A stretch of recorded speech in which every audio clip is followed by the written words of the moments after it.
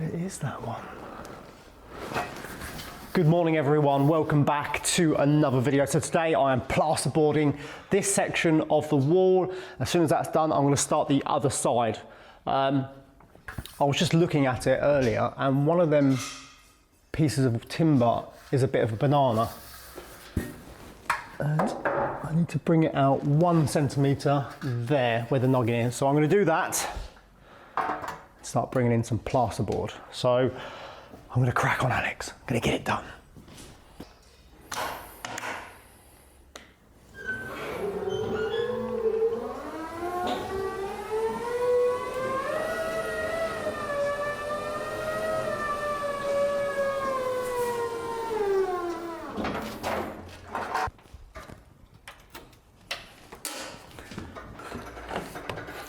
Okay, now I can't get to that. I'm going to have to pack it out a little bit. Put a slither in there.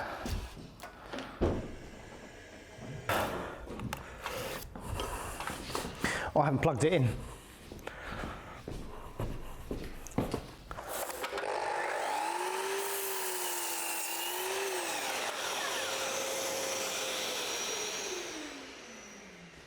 So what would happen if you hadn't wedged it? So this piece of timber I used here had a slight bow in it, and all the others are really straight, and I thought I could get away with it. But you wouldn't really notice it with the plasterboard on top, but it's best to do it and keep it really nice and straight. It's just yeah, it's a thing that you can do if you really care about it that much. And it's an old building, and none of the walls are really straight. There we go. So now it's perfectly straight. Now I'll put the plasterboard on. So let's do it. I'm gonna move this one out of the way. This one has been stood on and kicked. So we're not gonna use this one. We use this one for cuts. I'll put this one down here. On my foot. There we go. Ouch.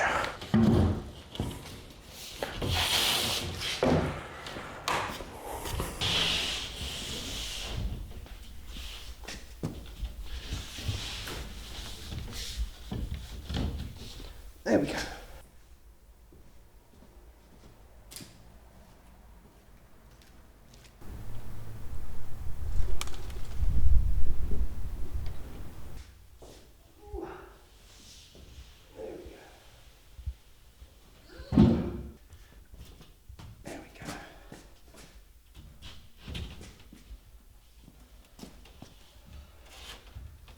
Perfect.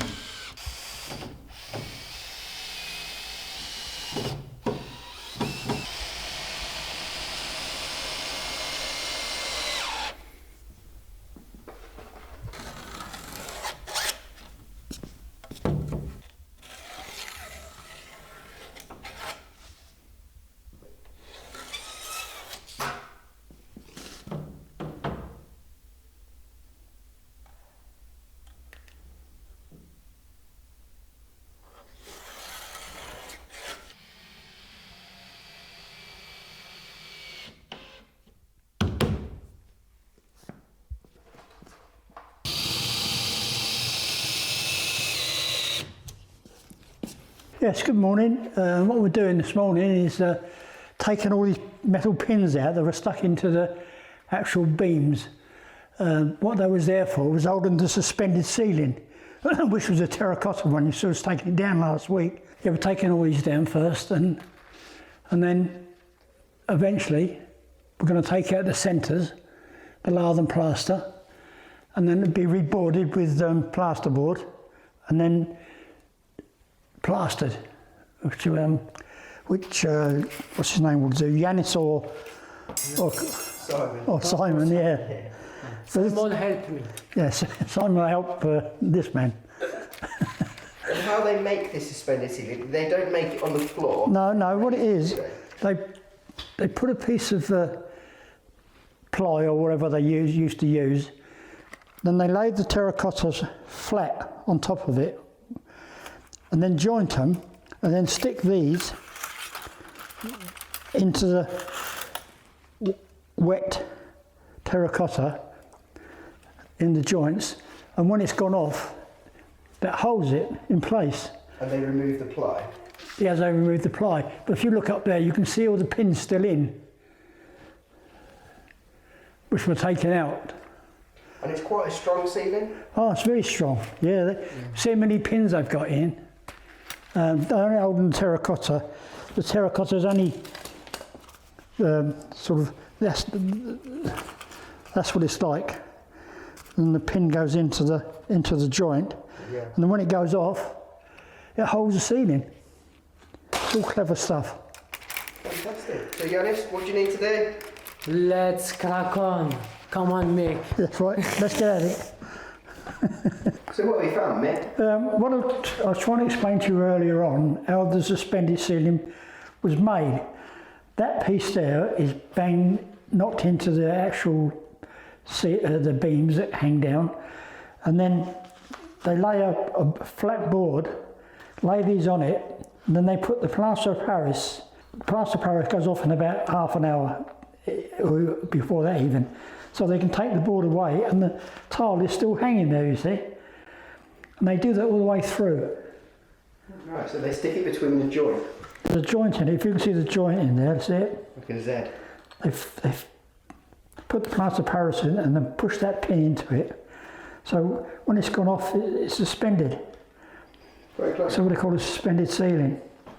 And it was for fire, you think? Well, fire, more than likely, definitely fire, because fire wouldn't go through that. And you've even got the maker's name on there, made in Truly. Is that fire? I don't know where it is. We'll have a look. Let's have a look. We will. They was the makers of the actual terracotta tiles. Okay, thank you very much for that. No problem. Let's crack on.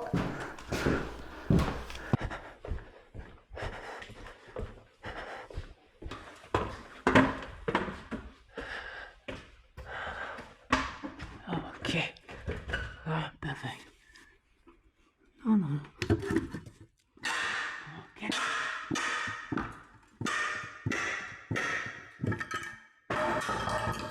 Okay. Oh, thank you.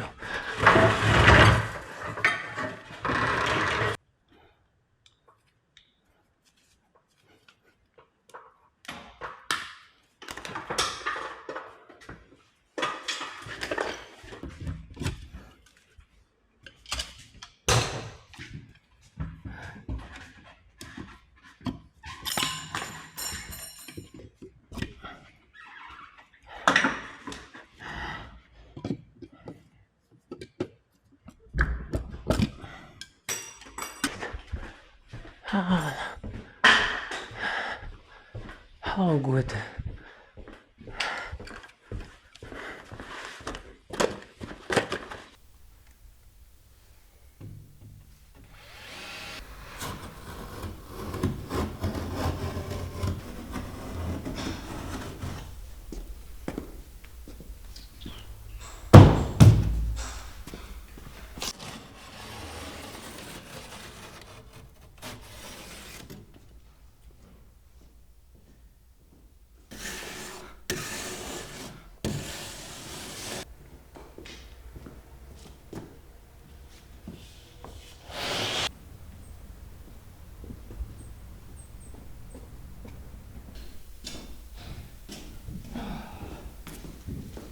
Heavy.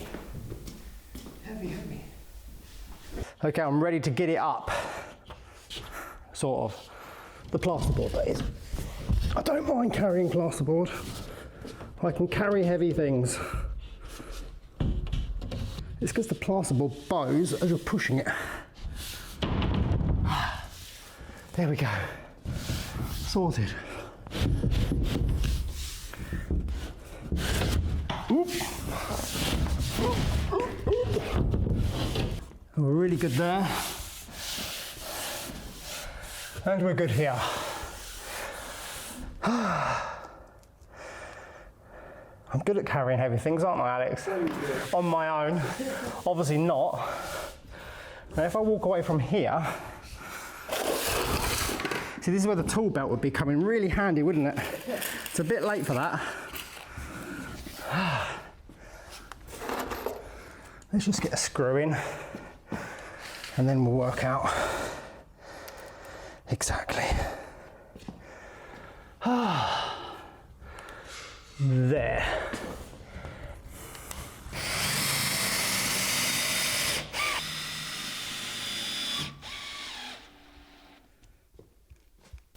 Oh, it's not steady. That's good. I'll go this way.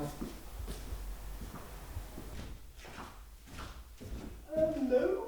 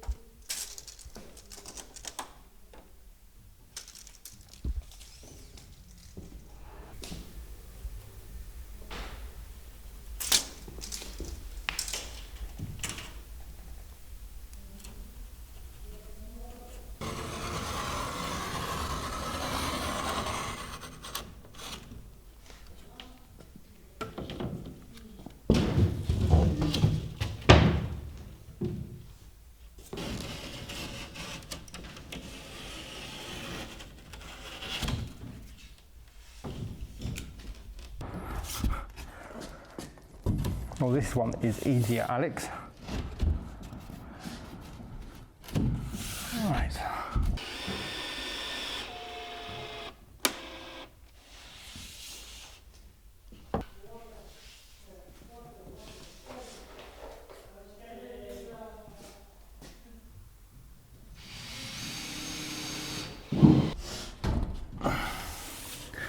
Right.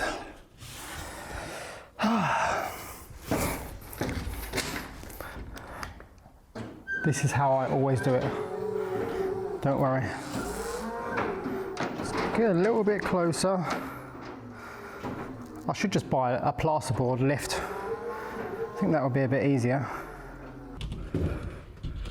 Right, it's there and on there.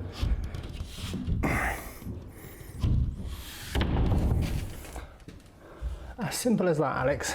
Great success.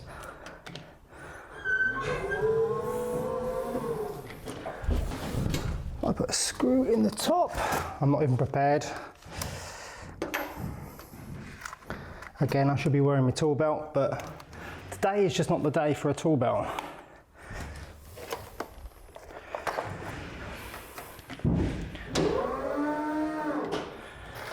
Right, first screw.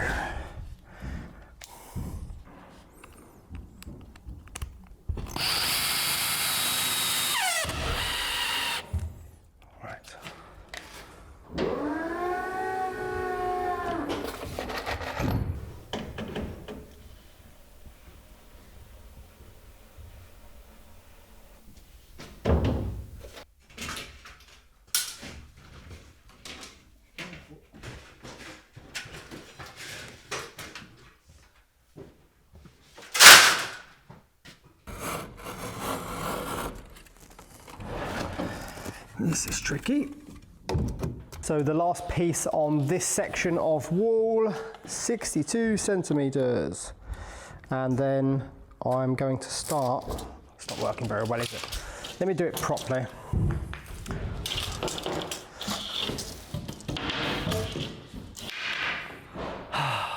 It's Tuesday, isn't it? The broom's fighting me. There we go. Now you'll see my footprints all over it. I hate seeing footprints on plasterboard, but it doesn't matter. There we go, 62 and 62. Here comes the really satisfying snap. Look at that.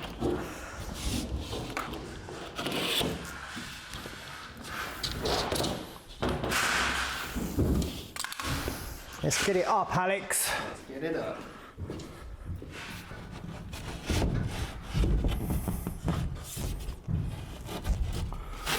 Here we go.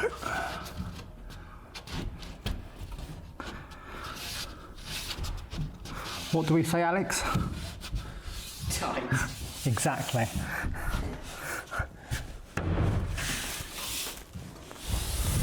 Sort of.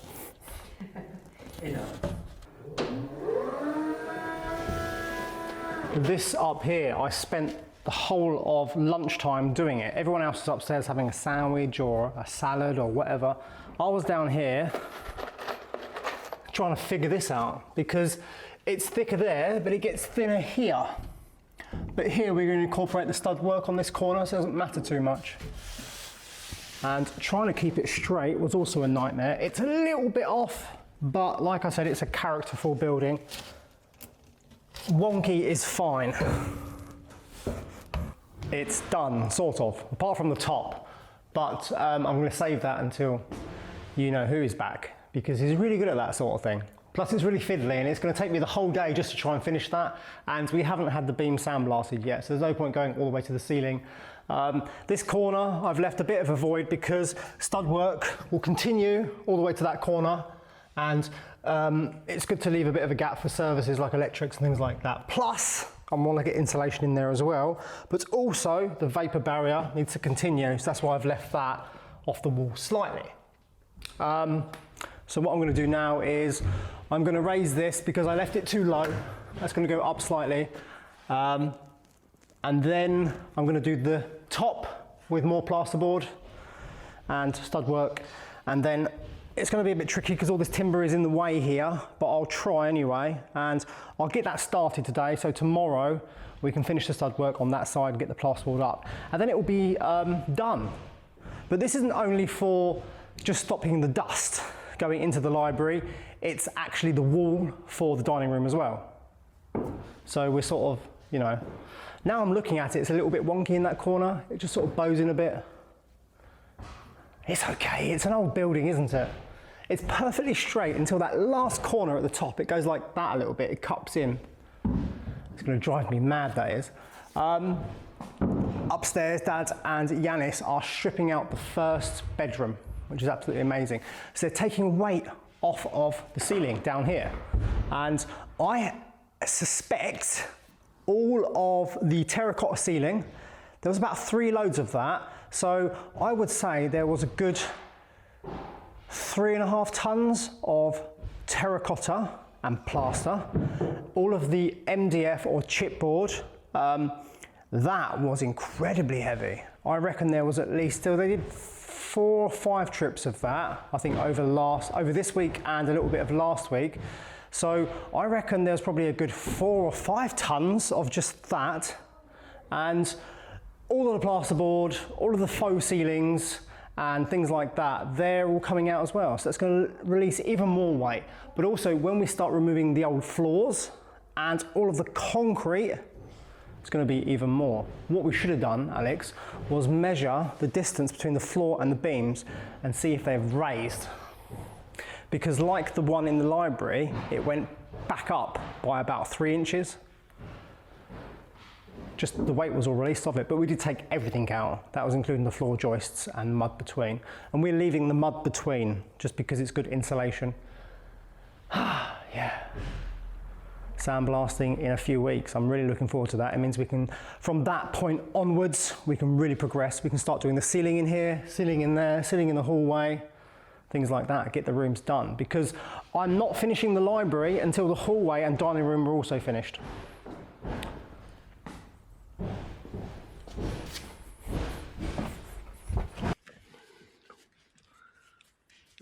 Okay.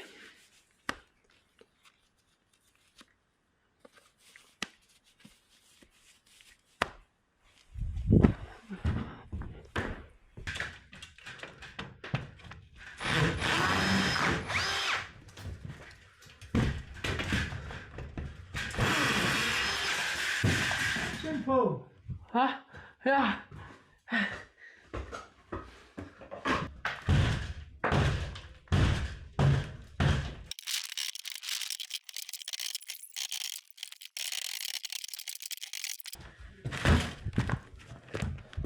Now.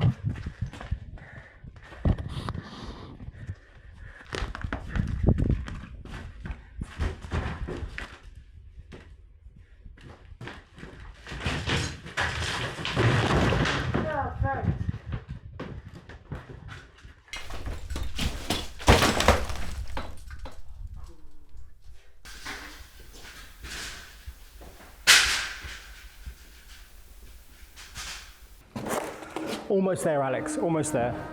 These two little bits of wood and then the piece of plasterboard. So I've started the base of the stud work that side. So it means tomorrow I'll get that all in and we start putting plasterboard on.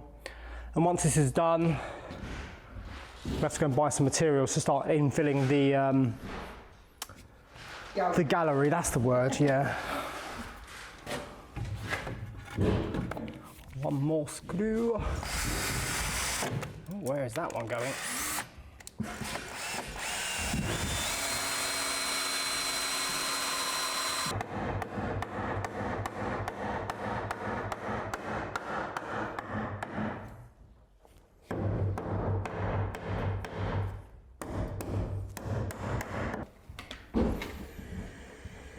So 132 by 94, exactly on each side, shows how square the stud work sort of is.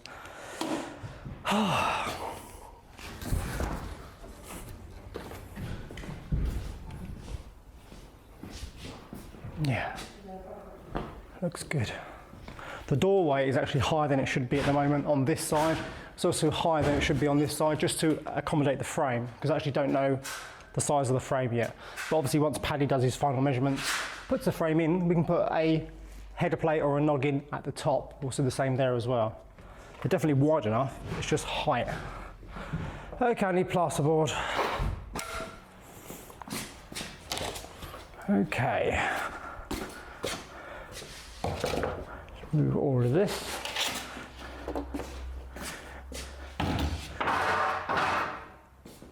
I remember what I was going to say, Alex, regarding these library cabinets. Ah, yes. Well, people keep saying that we haven't got enough. We've got 10 of them, but we've also got 7 of these, which are from the most famous library in the world. So we'll incorporate these somehow. They can go against the panel maybe.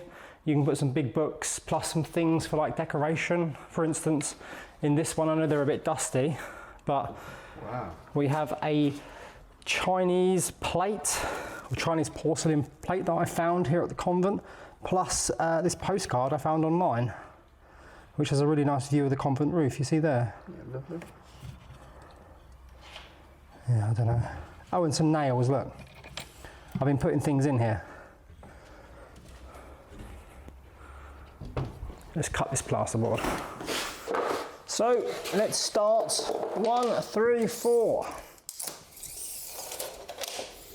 1, 3, 4. I'm going to do a pencil line first, even though there's no point, just so I don't lose the mark. Spot on. Okay, let's mark it and cut it.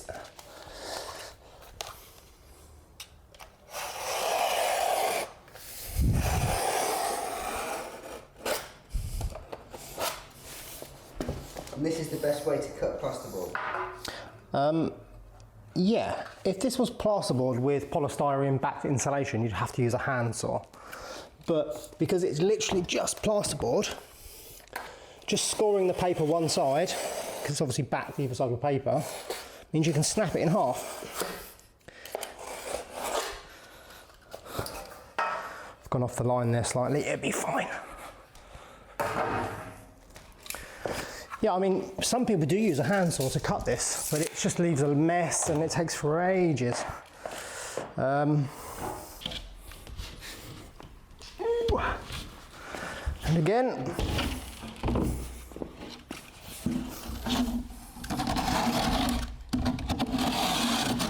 a sharp Stanley blade helps though. When it's blunt like this, it's makes it quite hard work. There we go. Done. Tools back.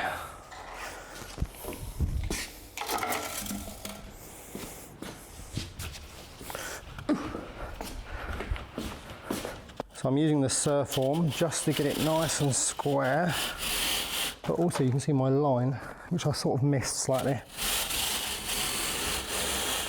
Feels like a Simon demonstration, doesn't it? You do realise Simon watches this vlog, Alex? Yeah, we love Simon. Can't wait to have him back. When he gets back, he's going to kill you. Probably. I wouldn't mess with him. He's hard as nails, apparently.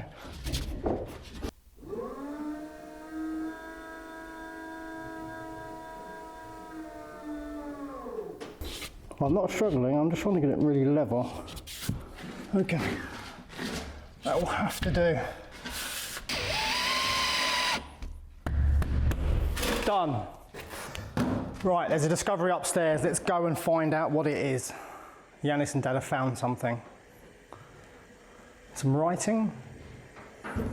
So this room is one of the rooms Yanis and Dad have been stripping out, and the one next door as well. And you took a radiator out, didn't you? Or a tap, because it was dripping downstairs in the dining room. And behind this bit of plasterboard here, Jourdain, I don't know the surname, 19th of April, 1985. And the company was Entreprise Morin. Mora. And I did check online and they're in Laval, so 30 minutes away. This might not be the best advert for their work because it is horrendous. No insulation. No insulation. It wasn't that long ago, 1985, was it? Not really. And, well, I wasn't born, but yeah, I mean, look at it. So the work's not that old. I thought a lot of this would have been 70s, 60s, 70s. Some of it might be later additions, like this room. They might not have done this first, they might have done the hallway first, other parts of the building. And then as the years progressed, they did things like the rooms themselves. Because they've done quite a lot of work here, haven't they, Dad? Yeah. An awful lot of work. It would have taken years and years, and I don't know how they could afford to do it. So yeah, really interesting. 1985. Perhaps, room by room, so they didn't have to move out. I don't know, because it's a lot to rehouse all these nuns. I suppose they doubled up. Doubled up. Maybe. So that's it for today, everyone. Thank you so much for watching. So we're back tomorrow, more demolition, rigs in, and we're doing lots of these rooms. Taking this all to the local recycling place and taking all the weight off the ceiling downstairs. So thanks for watching, and we'll see you all tomorrow.